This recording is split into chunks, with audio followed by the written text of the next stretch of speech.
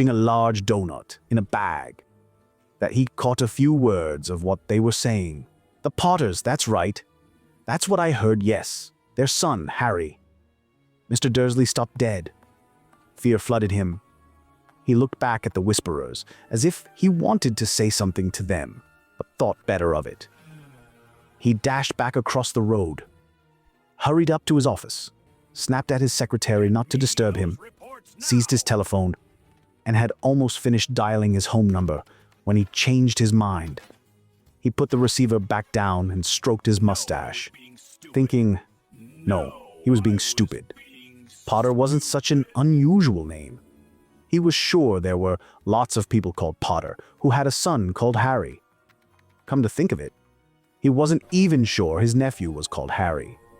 He'd never even seen the boy. It might have been Harvey or Harold. There was no point in worrying Mrs. Dursley. She always got so upset at any mention of her sister. He didn't blame her, if he'd had a sister like that. But all the same, those people in cloaks. He found it a lot harder to concentrate on drills that afternoon, and when he'd left the building at 5 o'clock, he was still so worried that he walked straight into someone just outside the door. "Sorry," he grunted, as the tiny old man stumbled and almost fell. It was a few seconds before Mr. Dursley realized that the man was wearing a violet cloak. He didn't seem at all upset at being almost knocked to the ground.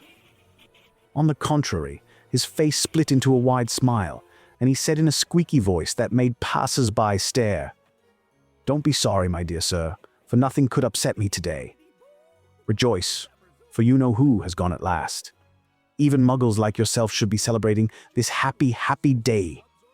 And the old man hugged Mr. Dursley around the middle and walked off.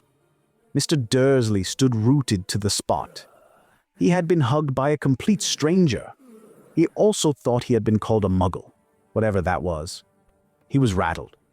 He hurried to his car and set off for home, hoping he was imagining things, which he had never hoped before because he didn't approve of imagination. As he pulled into the driveway of number 4, the first thing he saw, and it didn't improve his mood, was the tabby cat he'd spotted that morning. It was now sitting on his garden wall. He was sure it was the same one. It had the same markings around its eyes. "Shoo!" said Mr. Dursley loudly. The cat didn't move. It just gave him a stern look. Was this normal cat behavior? Mr. Dursley wondered.